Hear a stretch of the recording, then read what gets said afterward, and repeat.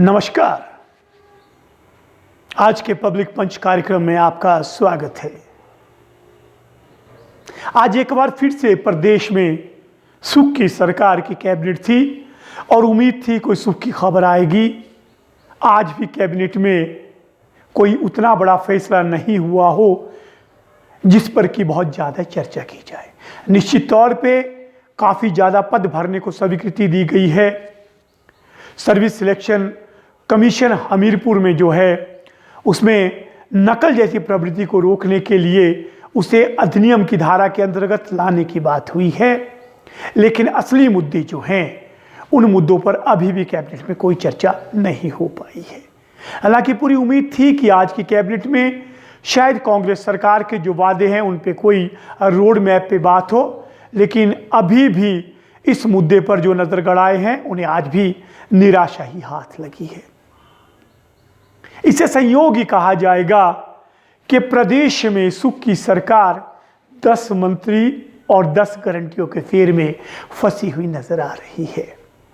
सबसे पहले हिमाचल प्रदेश में कांग्रेस की सरकार बनी।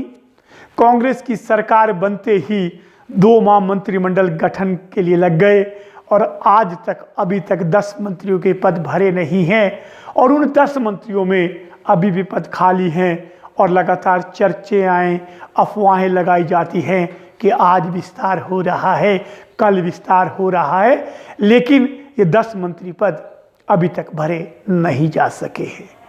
दूसरा 10 चुनावी गारंटियां जिनमें अहम थी ओपीएस, हर साल रोजगार, उसके बाद महिलाओं को 1500, इस तरह की मुफ्त बिजली, इस तरह की कई अहम गारंटियां थी जो कांग्रेस सरकार ने दी थी और इन 10 गारंटियों को भी अतिशीघ्र लागू करने का वादा किया था। ओपीएस की भले ही आधिकारिक घोषणा हो गई हो, महिलाओं के मुद्दे पर भी अभी कैबिनेट सब कमेटी की सिफारिशों पर कोई चर्चा नहीं हुई है, जबकि मुफ्त बिजली, 1 लाख रोजगार, इन सब मुद्दों को अभी भी कांग्रेस ने अपने बस्ते में छुपा के रखा है। जब भी कोई कैबिनेट होती है तो निश्चित तौर पे सबसे ज़्यादा उस पर नज़र महिलाओं की और बेरोजगारों की होती है, लेकिन आज की कैबिनेट में भी उनके हाथ में निराशा ही हाथ आई है। देखते हैं 10 गारंटियां और ये 10 मंत्री पद के फेर में कब सुक्खू निकल पाते हैं और कब ये 10 गारंटियां और ये पूरे के पूरे 10 मंत्री पद भरे जाते हैं, इन पर हमारी नज़र रहेगी। आइए आपको दिखा देते हैं कि आज मंत्रिमंडल के कौन कौन से बड़े फैसले हैं। आपका पब्लिक पंच में हमारे साथ जुड़ने के लिए बहुत बहुत आभार। हमसे जुड़े रहिए, हमें लाइक कीजिए, हमें सब्सक्राइब कीजिए और हमें शेयर कीजिए और हो सके तो कमेंट करके अपने सुझाव भी दीजिए। धन्यवाद। ठाकुर सुखविंदर सिंह सुक्खू की अध्यक्षता में आज शिमला में हिमाचल प्रदेश मंत्रिमंडल की बैठक आयोजित की गई। बैठक में हिमाचल प्रदेश लोक सेवा आयोग शिमला को हिमाचल प्रदेश विश्वविद्यालय बोर्ड या अन्य निर्दिष्ट परीक्षाओं में कदाचार की रोकथाम अधिनियम 1984 के तहत लाने का निर्णय लिया गया, ताकि किसी भी प्रकार के कदाचार पर रोक तथा उम्मीदवारों के चयन में निष्पक्षता एवं पारदर्शिता सुनिश्चित की जा सके। मंत्रिमंडल ने विरासत संबंधी मामलों के निष्पादन के लिए हिमाचल प्रदेश सद्भावना विरासत मामले समाधान योजना 2023 को आरंभिक तौर पर 3 माह की अवधि के लिए लागू करने का निर्णय लिया। इस योजना का उद्देश्य जीएसटी पूर्व काल में विभिन्न कानूनों के अंतर्गत आकलन के लिए लंबित लगभग 50,000 मामलोलों का निस्तारण करना है। इस योजना से लघु एवं सीमांत कारोबारियों और अन्य करदाताओं को लाभ मिलेगा।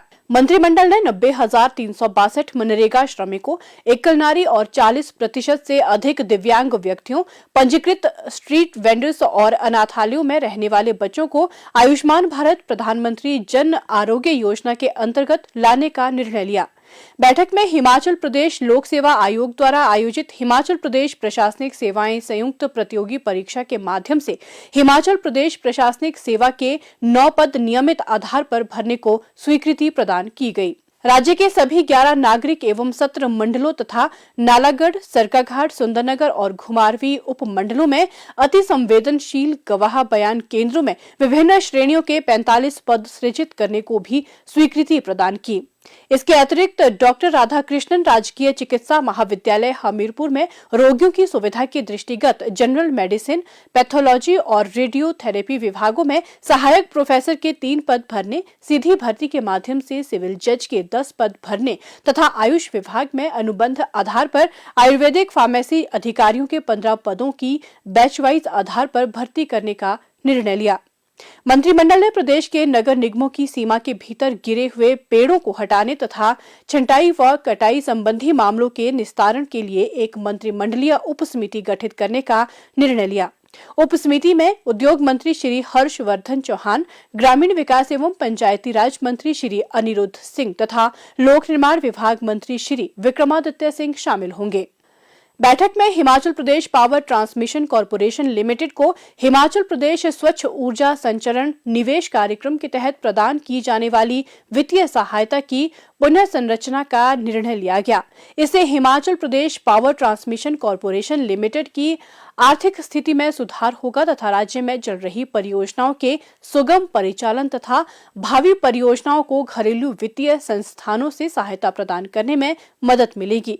बैठक में हिमाचल प्रदेश कृषि उद्योग निगम समिति को हिमाचल प्रदेश बागवानी उत्पादन तथा विपणन निगम में समाहित करने को मंजूरी प्रदान की गई। मंत्रिमंडल ने बच्चों की प्राकृतिक जिज्ञासा की पूर्ति एवं उनकी सृजनात्मकता को निखारने के लिए शिमला के शोघी स्थित भोग आनंदपुर गांव में dedicated centre for science learning and creativity को स्वीकृति प्रदान की। ये निर्णय विज्ञान संबंधी शिक्षा के जन प्रसार तथा अध्ययन में नवाचार लाने में सहायक सिद्ध होगा। बैठक में पर्यावरण विज्ञान एवं प्रौद्योगिकी विभाग का नाम बदलकर पर्यावरण प्रौद्योगिकी तथा जलवायु परिवर्तन विभाग रखने की स्वीकृति प्रदान की गई। मंत्रिमंडल ने जिला कांगड़ा में श्री चामुंडा नंदीकेश्वर धाम विशेष क्षेत्र के लिए प्रारूप विकास योजना को स्वीकृति प्रदान करने का निर्णय लिया। बैठक में जिला मंडी में माता श्यामा काली मंदिर प्रबंधन समिति गलमा के पक्ष में 55,276 रुपए प्रति वर्ष की दर से 40 वर्ष की अवधि के लिए भूमि पट्टे को नवीनीकृत करने की मंजूरी प्रदान की गई। मंत्रिमंडल ने केंद्र तथा राज्य के क्रमशः 90:10 के आधार पर नई केंद्र प्रायोजित योजना प्रधानमंत्री स्कूल्स फॉर राइजिंग इंडिया के साथ समझौता ज्ञापन हस्ताक्षर करने के लिए स्वीकृति प्रदान की।